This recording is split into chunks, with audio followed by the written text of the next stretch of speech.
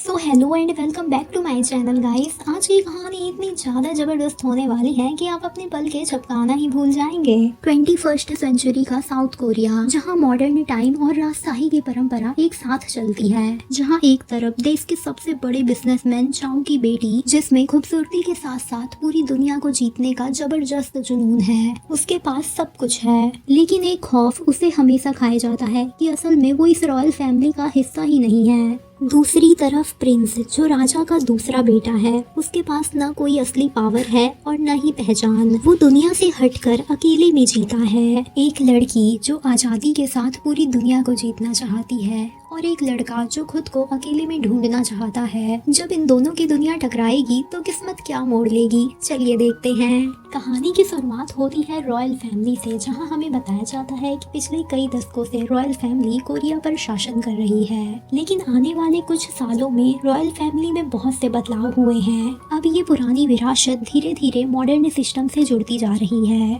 अब सिर्फ राजा ही नहीं बल्कि बिजनेस और पॉलिटिकल लीडर्स भी साथ साथ काम करते हैं। मतलब कि एक तरफ जहां राजा तो राज करता ही है, वहीं दूसरी तरफ मॉडर्न सिस्टम के हिसाब से पार्लियामेंट देश संभालती है। फिर हमें 2009 रॉयल एकेडमी के स्कूल का सीन दिखाया जाता है। यहाँ पर सभी रॉयल बच्चे पढ़ते हैं और आज रिजल्ट आया होता है, जिसे देखकर बहुत सारे स्टूडेंट अपसेट हो जाते हैं, क्योंकि इस साल फिर से उसी लड़की ने टॉप किया होता है, जो कि रॉयल नहीं बल्कि नाजायज है, जो कि और कोई नहीं बल्कि हमारी फीमेल लीड हुईजू है। वो भले ही एक बड़े बिजनेसमैन की बेटी है, लेकिन लोग उसके नाजायज होने पर सवाल उठाते हैं। लेकिन हुईजू, उसे तो जैसे इस चीज से कोई फर्क ही नहीं पड़ता। वो शान से कहती है कि इस जन्म में मुझे हराने के बारे में तुम लोग भूल जाओ। ऐसा कह के वो यहाँ से चली जाती है और बाद में हमें पता चलता है कि स्कूल मैनेजमेंट भी उसे पसंद नहीं करता है। उसे उसकी हैसियत याद दिलाते थे, पर उसने कभी भी ऐसी चीजों को खुद पर हावी होने नहीं दिया और हर मौके पर अपने लिए आवाज उठाई। फिर सीन शिफ्ट होता है कुछ साल बाद, जहां ग्रेजुएशन के बाद हुईजू अपने डैड के बिजनेस कोस्टल ब्यूटी की सीईओ बन गई है, और वो सेल में भी हर बार अपने भाई की कंपनी को पीछे छोड़ देती है। लेकिन इस बार वो हार रही थी, क्योंकि उसका भाई आगे आने के लिए डिस्काउंट ऑफर वगैरह दे रहा था और सेल बढ़ाने के लिए प्रमोशन पर बहुत खर्चा कर रहा था। लेकिन हुईजू को तो बस किसी भी तरह जीतना था। तभी वहाँ उसकी सिक्योरिटी आती है और उसे बताती है कि नाइट में उन्हें किंग की बर्थडे पार्टी में जाना है। बस क्या था, हुईजू को आइडिया मिल जाता है और वो फौरन अपनी टीम से कहती है कि वो उसके पार्टी में जाने के लिए उसका यूज कंपनी की सेल के लिए ज्यादा से ज्यादा करे। उसकी हर एक चीज पर आर्टिकल लिखे कि उसने क्या क्या पहना है, वो क्या क्या कर रही है। इससे सब कोई सिर्फ उस पर ही फोकस करेंगे, और यहाँ पर वो उनको एक जबरदस्त हेडलाइन लिखने बोलती है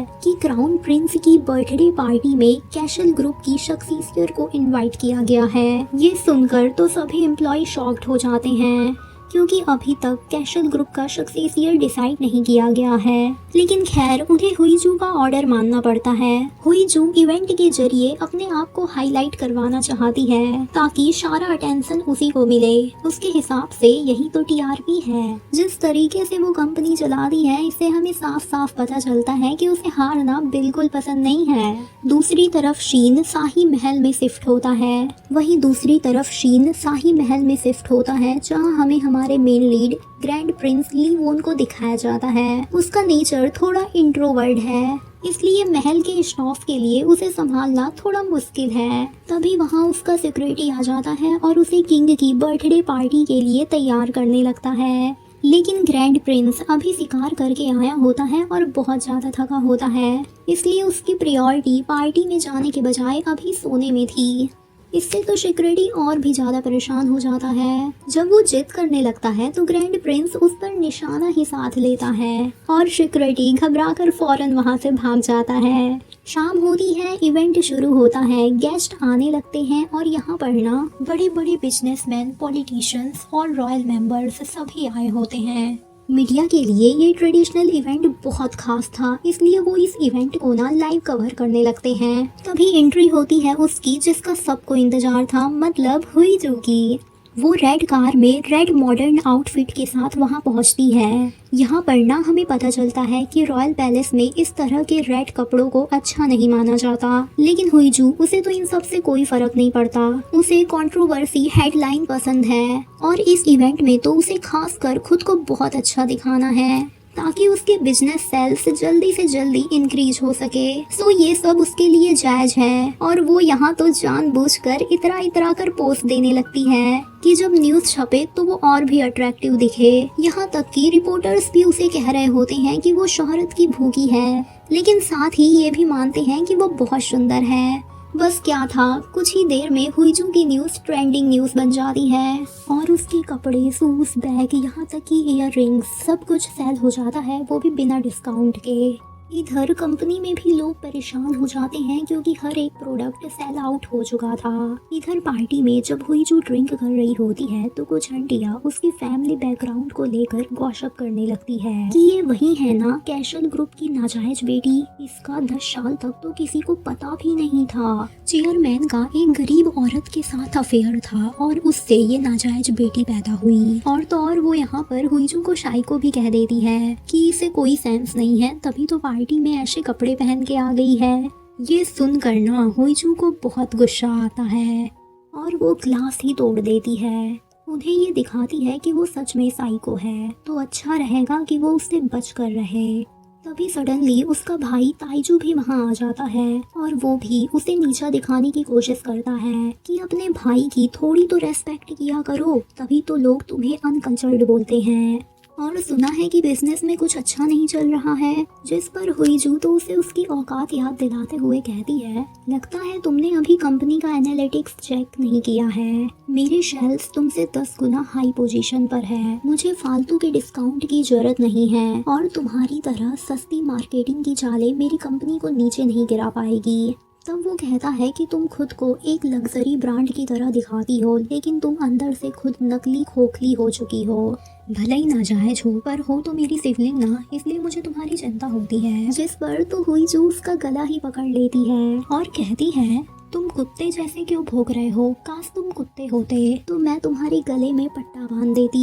लेकिन इससे पहले कि कुछ होता, यहाँ रॉयल अनाउंसमेंट होती है और सभी गेस्ट को रात के डिनर के लिए हॉल में इनवाइट किया जाता है।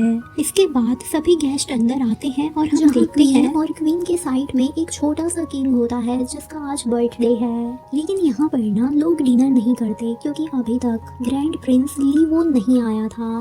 तभी सडनली यहाँ लीवोन की एंट्री होती है, लेकिन ये क्या, उसने तो शिकार के कपड़े पहने हुए हैं। ये देखकर क्वीन उस पर गुस्सा करती है कि ये क्या मैनर्स है, आज के दिन ये कैसे कपड़े पहने हुए हैं। लेकिन प्रिंस कहता है कि ये सिल्क ड्रेस है जो राजा ने मुझे दिया था, तो इसमें क्या दिक्कत है।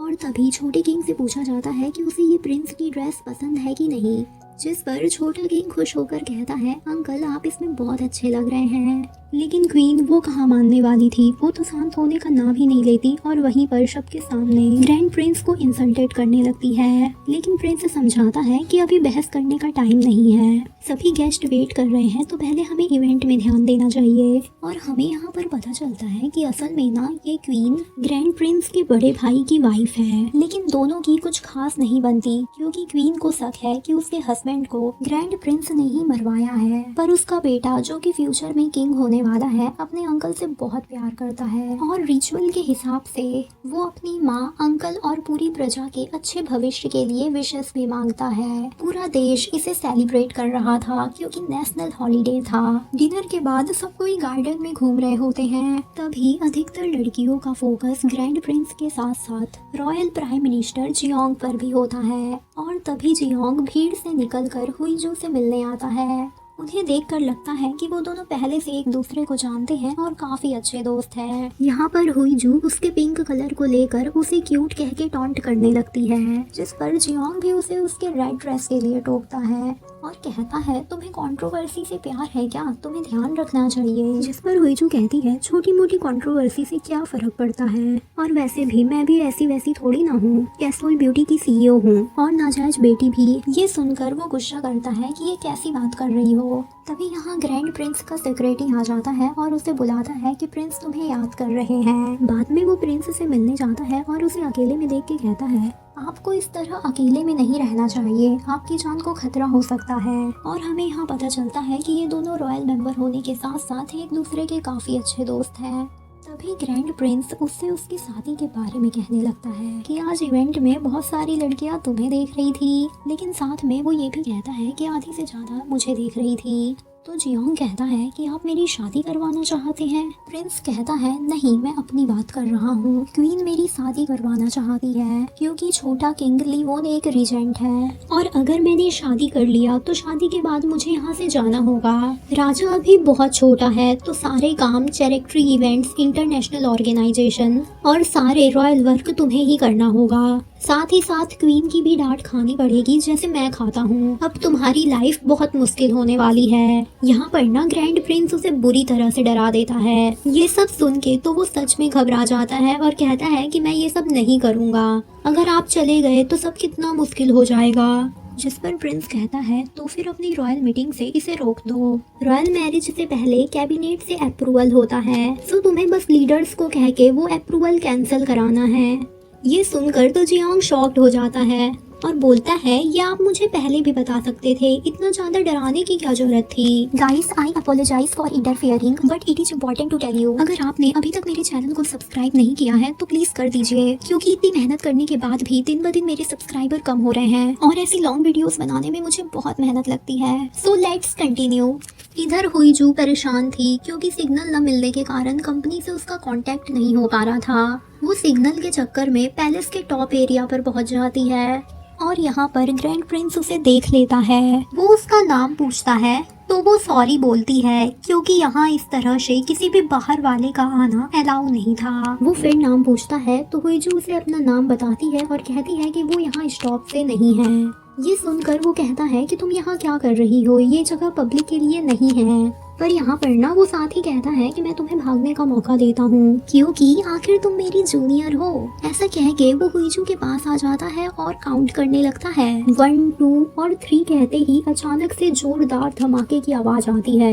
ग्रैंड प्रिंस उसे वहीं रुकने को बोलकर जाता है कि आखिर क्या हो रहा है और उसे पता चलता है कि महल के प्लेसमेंट एरिया में आग लग गई है। यहाँ पर ना इस सीन को देखकर ग्रैंड प्रिंस का पुराना घाव ताजा हो जाता है क्योंकि 3 साल पहले आग लगने की वजह से उसके बड़े भाई राजा की मौत हुई थी। इतने में ही पीएम जुआंग वहां पहुंचता है और ग्रैंड प्रिंस से पूछता है कि क्या वो ठीक है और इतने में ही क्वीन भी वहां आ जाती है, लेकिन वो यहाँ पर ना उसे बिना कुछ सोचे समझे जोरदार थप्पड़ मार देती है।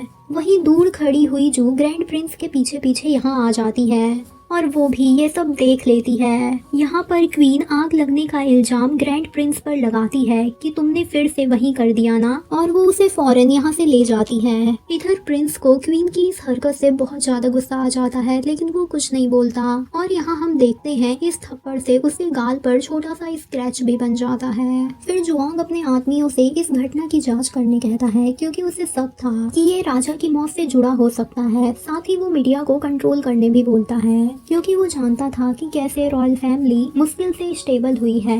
अब प्रिंस को तो थप्पड़ पड़ते देख हुईजू चुपचाप वहाँ से चली जाती है। उसकी सेक्रेटरी उसे इतना जल्दी आते देख शॉक्ड हो जाती है।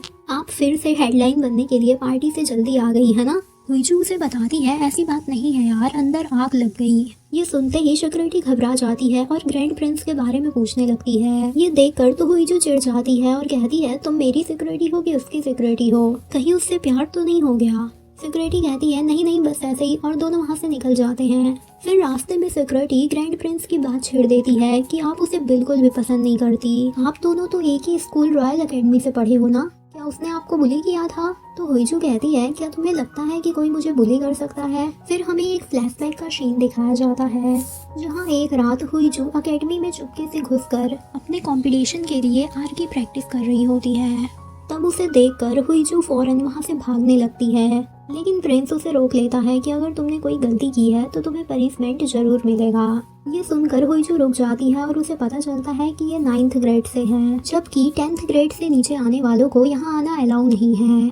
वो उसे बताता है कि तुम्हारे पॉइंट्स काटे जाएंगे क्योंकि आउटसाइडर को यहाँ की फैसिलिटी यूज करने के लिए अप्रूवल की जरूरत होती है। ये सुनकर छोटी हुईजू गुस्सा करती है कि तुम भी तो यहाँ हो, सो पॉइंट्स तुम्हारे भी कटने चाहिए। लेकिन यहाँ प्रिंस फौरन उसे अपना अप्रूवल दिखाता है और बताता है कि वो 11th ग्रेड में है। ये देखकर तो उसे और गुस्सा आता है और वो फौरन अपनी जेब से गेट की चाबी निकालकर बोलती है ये चाबी मैंने 9th ग्रेड के एक लड़के से ही चुराई है, उसे और आपको यहाँ आना अलाउ है। वो बताती है कि हमारा एग्जीबिशन मैच होने वाला है लेकिन प्रैक्टिस नहीं हो पा रही है क्योंकि हमें यहाँ आना अलाउ नहीं है। स्कूल मैनेजमेंट भेदभाव करता है इसलिए मुझे लेक्चर मत दो। फिर वो उसे कहती है कि फेयर खेल के हारने से अच्छा है मैं डर्टी खेल के जीत जाऊं। उसकी ऐसी बात सुनकर तो प्रिंस स्माइल करने लगता है और इतना कुछ सुनाने के बाद भी हुईजू उसे रेस्पेक्ट देते हुए वहाँ से चली जाती है। फिर हम अगले दिन का सीन देखते हैं जहाँ हुईजू अपने आप को ही कोस रही होती है क्योंकि उसने रॉयल फैमिली के प्रिंस की पिछली रात इंसल्ट कर दी होती है। तभी एक लड़की उसे आकर बताती है कि ग्रैंड प्रिंस के कहने पर हमारे स्कूल में कुछ चेंज हुआ है।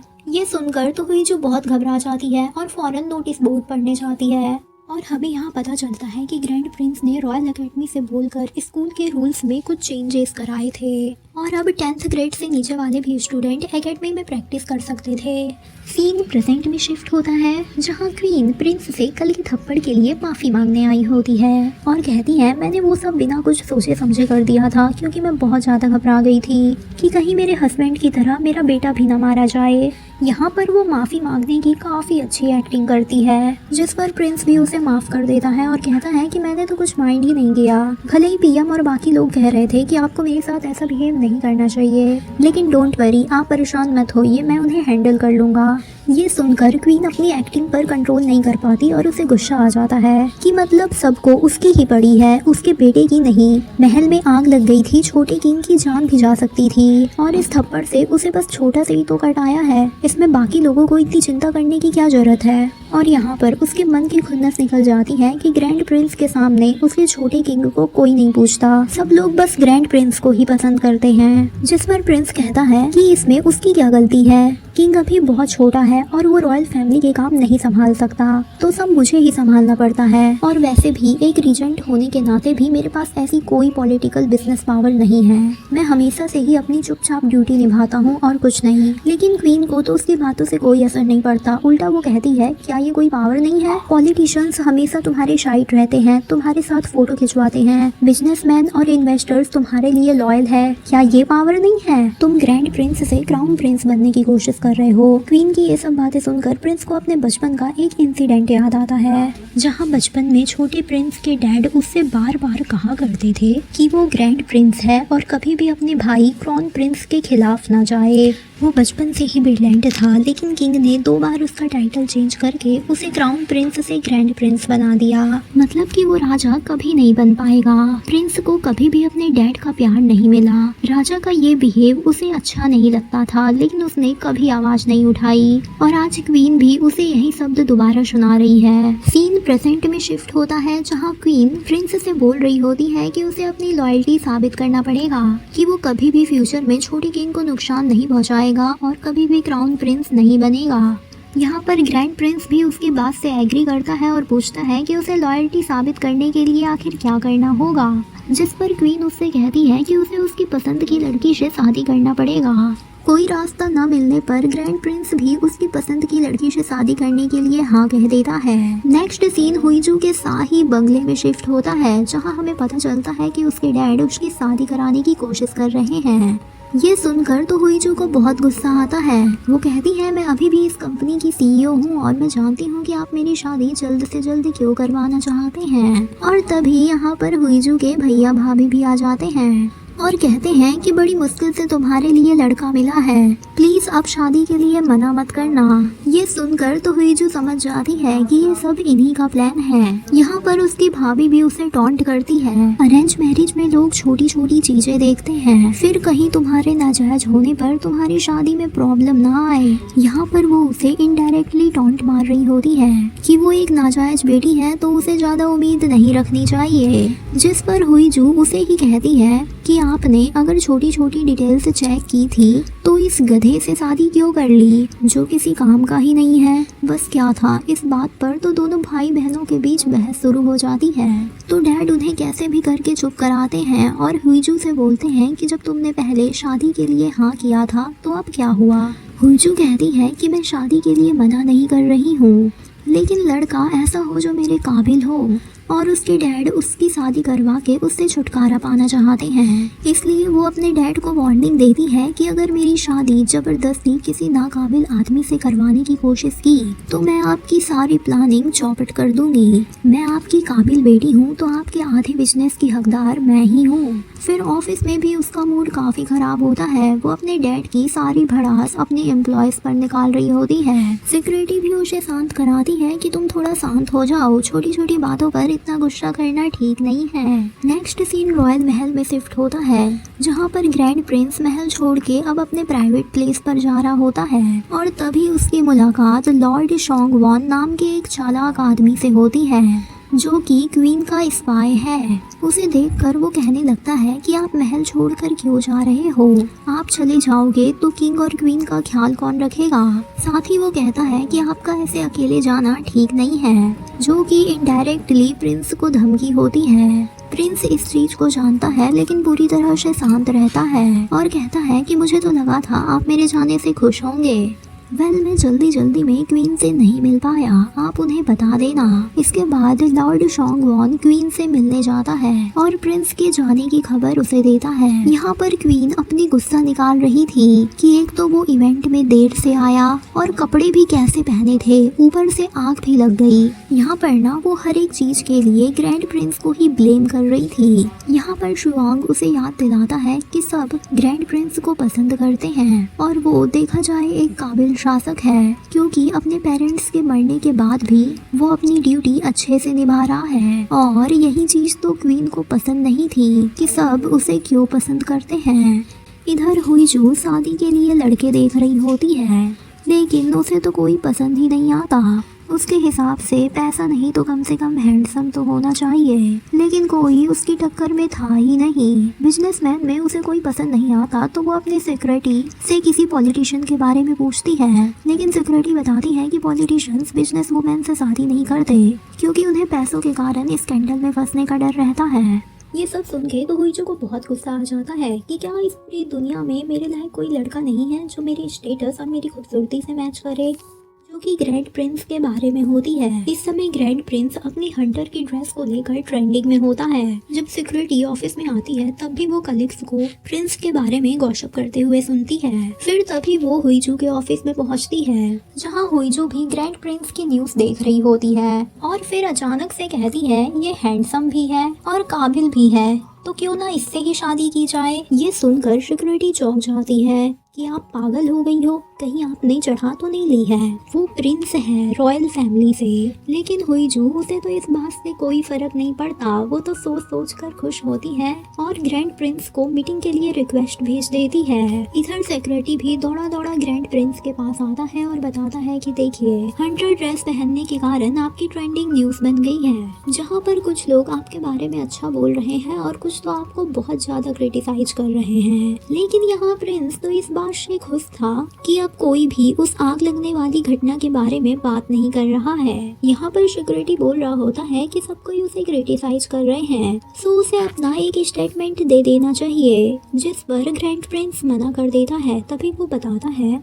इस इवेंट के बाद से प्राइम मिनिस्टर और बहुत सारे लोग आपसे मिलना चाहते हैं और बिजनेसमैन कैसल ग्रुप की बेटी हुईजू भी उससे मिलना चाहती है। लेकिन यहाँ पर तो प्रिंस सबको मना कर देता है और हुईजू शॉक्ड हो जाती है कि क्या एटीट्यूड मार रहा है, अगर वो प्रिंस है तो मैं भी कैशल ग्रुप की सीईओ हूँ, ऐसा कह के वो उससे दोबारा रिक्वेस्ट भेजती है। लेकिन इस बार ना वो अपना टाइटल चेंज कर देती है और अपनी पोजीशन बताती है, लेकिन प्रिंस फिर रिजेक्ट कर देता है। ये देख के तो हुईजू को सच में गुस्सा आने लगता है कि प्रिंस है तो क्या हुआ, ये तो कुछ ज्यादा ही नखरे दिखा रहा है। वो दिमाग लगाती है कि मुझे लगता है अब कोई ढंग का रीजन दिखना होगा। फिर वो कॉज बताती है कि मुझे नेशनल डेवलपमेंट के लिए कुछ इम्पोर्टेंट बातें करनी है। इधर प्रिंस भी शॉक्ड हो जाता है कि वो मिलने के लिए इतना क्यूरियस क्यों है, लेकिन वो फिर से मीटिंग के लिए मना कर देता है। इस बार तो हुईजू को बहुत ज्यादा गुस्सा आ जाता है। वो उसे बार बार रिक्वेस्ट भेजती है और प्रिंस बार बार उसकी रिक्वेस्ट कैंसिल कर देता है। हुईजू बहुत ज्यादा गुस्से में होती है और फिर उसे उसी दिन का इंसिडेंट याद आता है जहाँ पर उसने कहा था मैं सीनियर होने के नाते अपनी जूनियर के लिए इतना तो कर ही सकता हूँ, बस क्या था। वो उसे फिर रिक्वेस्ट भेजती है।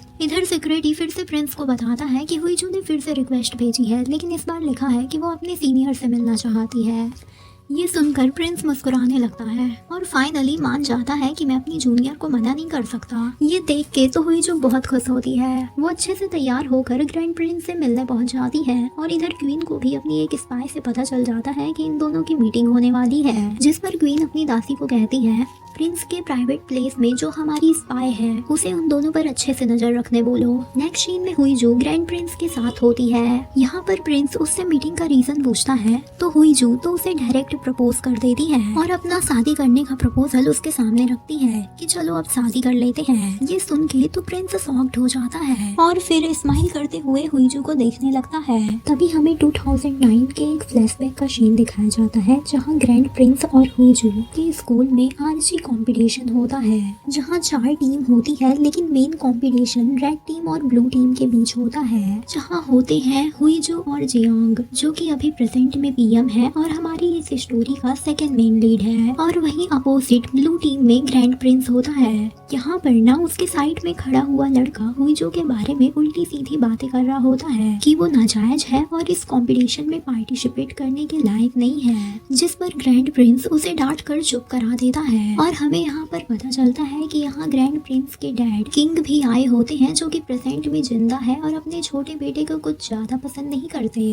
फाइनली कंपटीशन शुरू होता है, दोनों टीमें टक्कर में होती है और लास्ट राउंड में ब्लू टीम रेड टीम से 2 पॉइंट आगे होती है, जिसे देखकर हुईजू काफी ज्यादा नर्वस हो जाती है और ग्रैंड प्रिंस इस बात को नोटिस कर लेता है। लेकिन तभी सीन प्रेजेंट में शिफ्ट हो जाता है और यह सस्पेंस रह जाता है कि आखिर जीता कौन। प्रेजेंट सीन में हुईजू ग्रैंड प्रिंस को शादी के लिए प्रपोज करती है, जिस पर प्रिंस तो पहले शॉक होता है, फिर इसे मजाक समझकर कहता है मुझे बहुत प्रपोज मिलते हैं, मैं भला तुम्हें ही क्यों चूज करूं। हुईजू उसे कॉन्ट्रैक्ट मैरिज का ऑफर देती है और कहती है कि उसके पास पैसा है, कंपनी और ब्यूटी सब कुछ है। वो अपनी कंपनी बचाने के लिए शादी करना चाहती है और बाद में उसे डिवोर्स भी दे देगी। जो कहती है मैं बहुत ज्यादा मेंटली स्ट्रांग हूँ, को अंदाजा भी नहीं होगा कि मैं एक दिन में कितनी ज्यादा प्रॉब्लम से फेस करती हूँ। अगर तुम्हारे सामने कोई प्रॉब्लम आएगी तो मैं उसे फौरन फेस कर लूंगी। ऐसा कह के वो प्रिंस को इशारे से एरो मारती है और तभी हमें पता चलता है कि बाहर खड़ी एक मैड उनकी बातें सुन रही है, जिसे प्रिंस का right hand security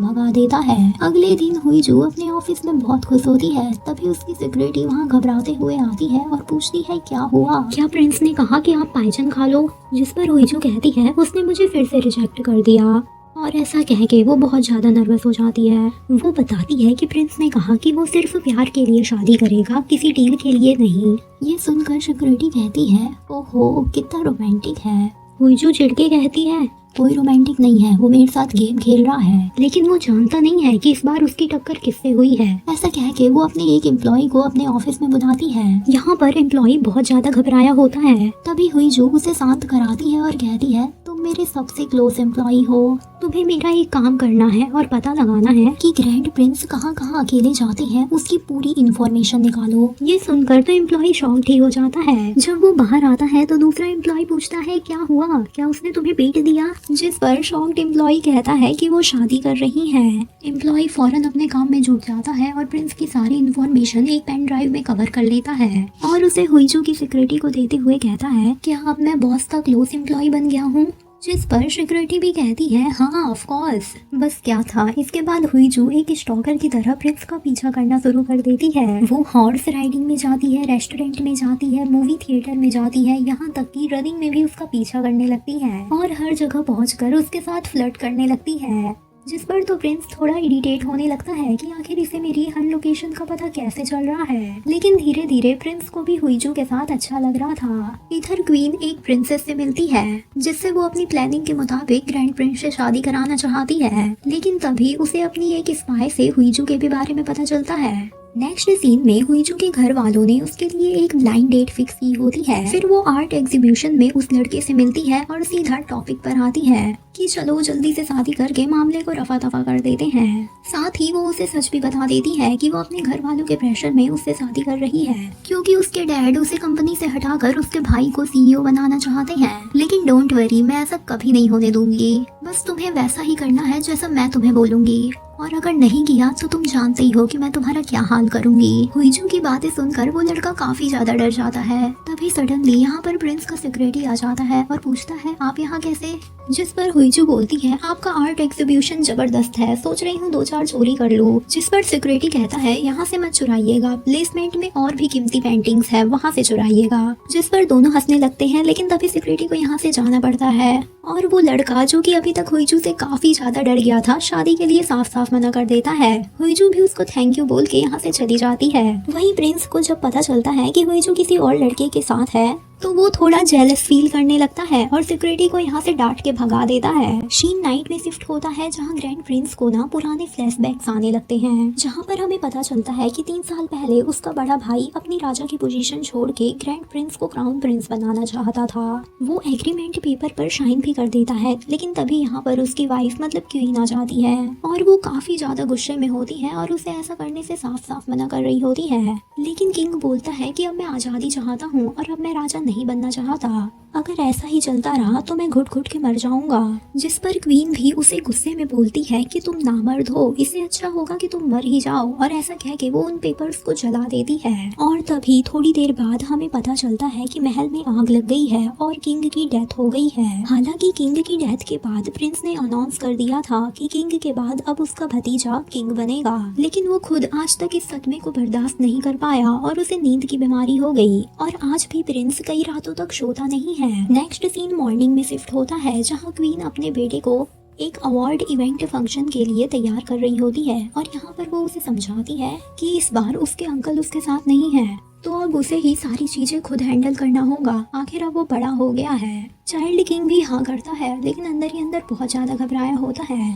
finally event शुरू होता है जहाँ चाइल्ड किंग को अकेले जाना होता है, लेकिन यहाँ पर ना वो बहुत ज्यादा नर्वस होता है। वो घबरा कर रोने ही वाला होता है कि तभी यहाँ ग्रैंड प्रिंस आ जाता है और उसका हाथ पकड़ कर आगे बढ़ता है।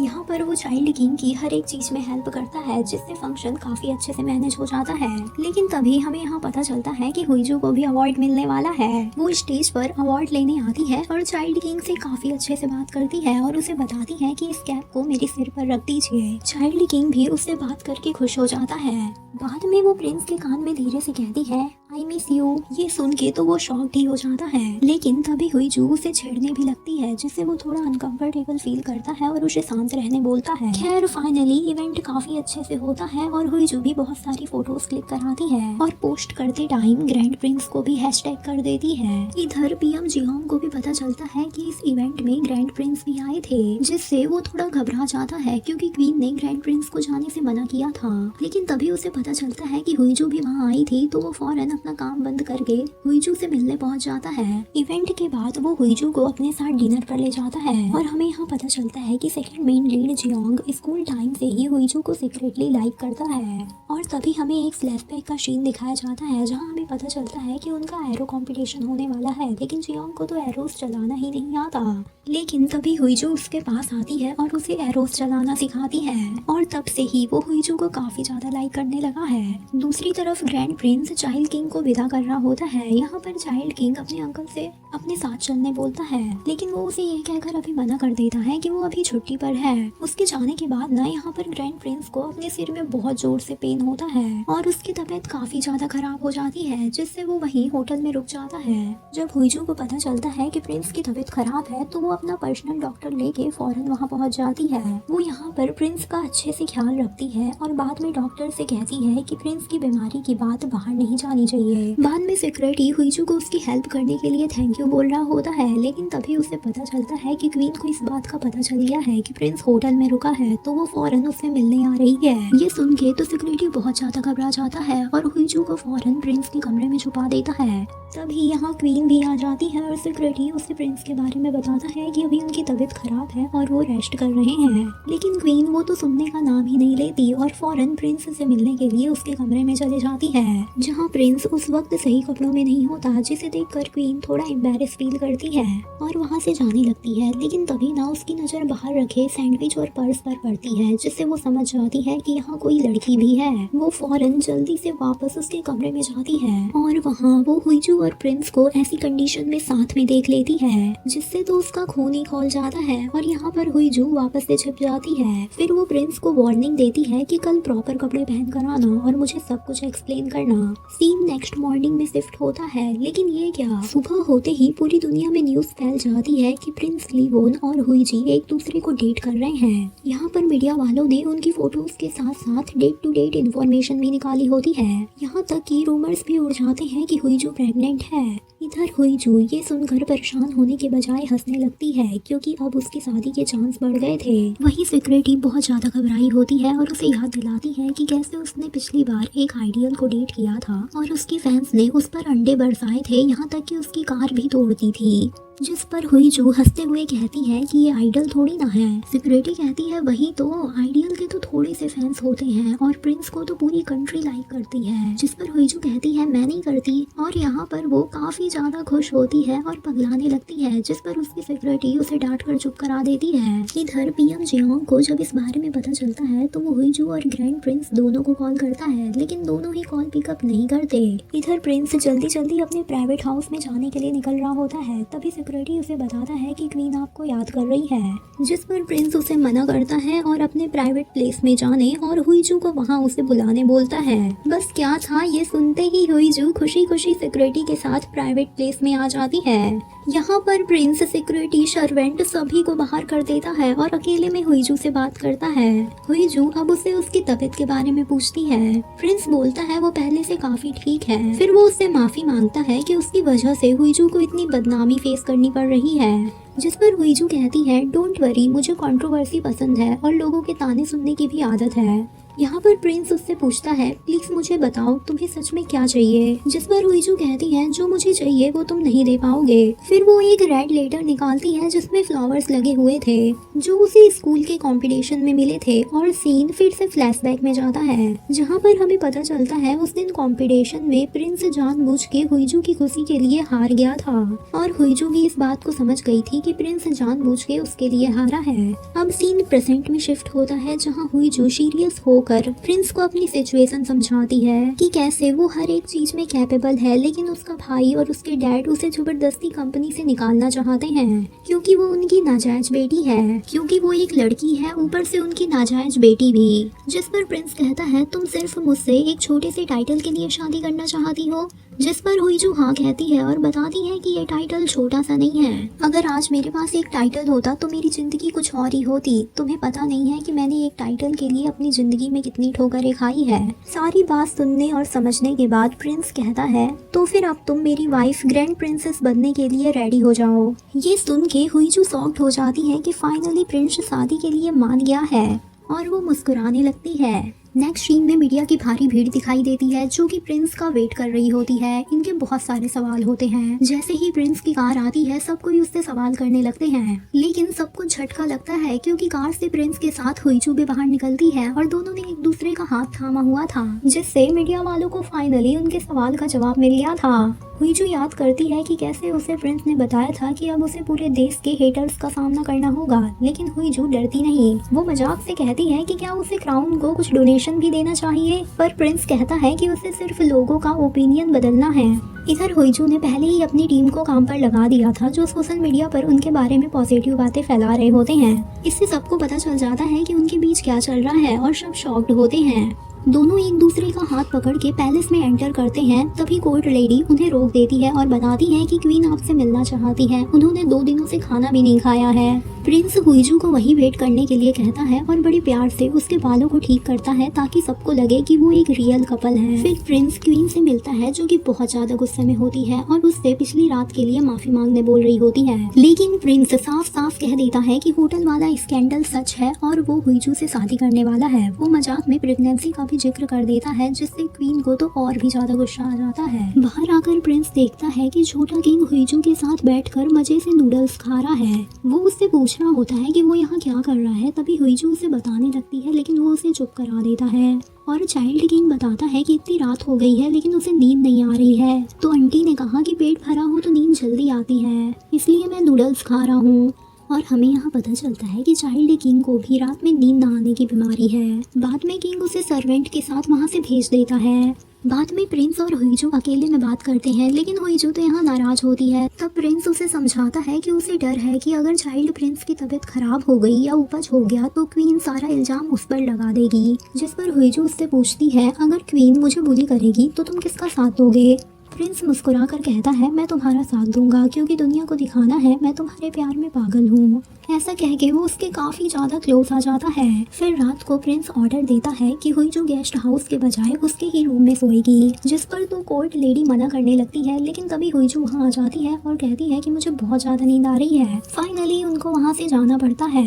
नेक्स्ट सीन में दोनों एक ही बेड पर लेटते हैं पर बीच में तकिया की दीवार बना लेते हैं। फिर थोड़ी देर बाद दोनों के बीच कंबल खींचने का कंपटीशन शुरू हो जाता है और दोनों बच्चों की तरह चिल्लाने और लड़ने लगते हैं, जिससे बाहर खड़ी नौकरानियां कुछ और ही समझ लेती है और बड़े मजे लेती है। अगली सुबह हुईजू जल्दी निकल जाती है बिना कपड़े बदले, ताकि सबको दिखा सके कि उसने रात प्रिंस के साथ बिताई है। नेक्स्ट सीन में लॉर्ड शोंगो को देखते हैं जो कि चाइल्ड किंग से मिलने आया होता है। यहाँ पर ना वो उसे कुछ खाने के लिए देता है और उससे पूछता है क्या उसे रात में फिर से नींद नहीं आ रही थी, जिस पर किंग हाँ करता है। तभी हमें एक फ्लैशबैक का सीन दिखाया जाता है जहाँ ग्रैंड प्रिंस का बड़ा भाई अपनी शादी के वक्त तो बहुत ज्यादा डरा हुआ था और लॉर्ड शोंगू उसे कहता है कि चिंता मत करो मैं तुम्हारे साथ हूँ। तभी यहाँ पर ग्रैंड प्रिंस आ जाता है। वो गुस्से में आकर क्राउन प्रिंस का कॉलर पकड़ लेता है और कहता है कि मैंने तुम्हें मौका दिया था लेकिन तुम नहीं सुधरे, अब आगे जो भी होगा उससे तुम्हें खुद ही डील करना होगा। यहाँ पर वो उसे कुछ समझाने की कोशिश कर रहा होता है और अब सीन प्रेजेंट में शिफ्ट होता है जहाँ भी लॉर्ड शोंगू छोटी किंग से बोलता है कि मैं हमेशा तुम्हारे साथ रहूंगा।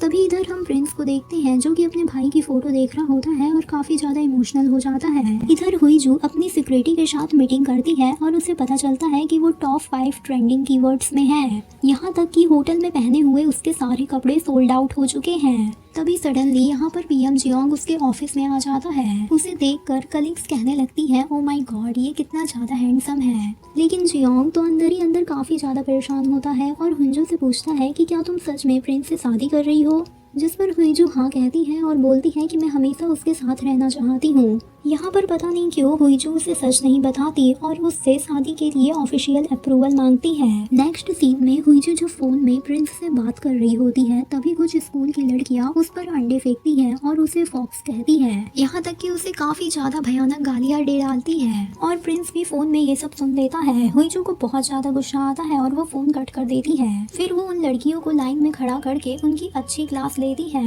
यहाँ पर वो उन्हें अच्छा मजा चखाती है और लीगल एक्शन की धमकी देकर उन्हें भगा देती है। नेक्स्ट सीन में जियोंग चर्च में जाकर अपने पापों के लिए माफी मांगता है क्योंकि वो हुईजू को किसी और के साथ देख नहीं पा रहा था। फ्लैशबैक में दिखता है कि स्कूल के टाइम में हुईजू कुछ चुरा रही थी और मिन ने टीचर से झूठ बोलकर उसे बचा लिया था और मिन तब से ही उसे काफी ज्यादा पसंद करता है। हुईजू अपने घर जाती है जहाँ उसके डैड उसे चीफ स्टैंड करने के लिए डांट रहे होते हैं। यहाँ पर उसके डैड उसे बताते हैं कि कल उसकी सौतेली माँ की एनिवर्सरी है और हमें यहाँ वो रीजन पता चलता है कि उसके डैड उससे क्यों नफरत करते हैं। सीन फ्लैशबैक में जाता है जहाँ हुईजू एक नौकरानी के साथ उनके घर में आती है जहाँ उसका भाई सौतेली माँ और डैड होते हैं। यहाँ पर सौतेली माँ उससे बात करने की कोशिश करती है लेकिन हुईजू काफी ज्यादा डरी होती है। फिर फाइनली बता देती है कि उसका नाम क्या है और उसकी माँ का क्या नाम है और सामने जो खड़ा है वो कोई और नहीं बल्कि उसका ही डैड है। ये सुन के मॉम को हार्ट अटैक आ जाता है और उनकी स्पॉट पर मौत हो जाती है और यही रीजन होता है कि उसके डैड ने कभी भी उसे प्यार नहीं किया। सीन प्रेजेंट में शिफ्ट होता है जहाँ उसके डैड बोल रहे थे, मैं अच्छी तरह से जानता हूँ कि ये सब करने के पीछे तुम्हारा क्या रीजन है, तुम्हारा लालच दिन ब दिन बढ़ते जा रहा है। जिस पर हुईजू भी कह देती है कि आप जितनी भी कोशिश कर ले लेकिन आप मुझे हरा नहीं पाएंगे।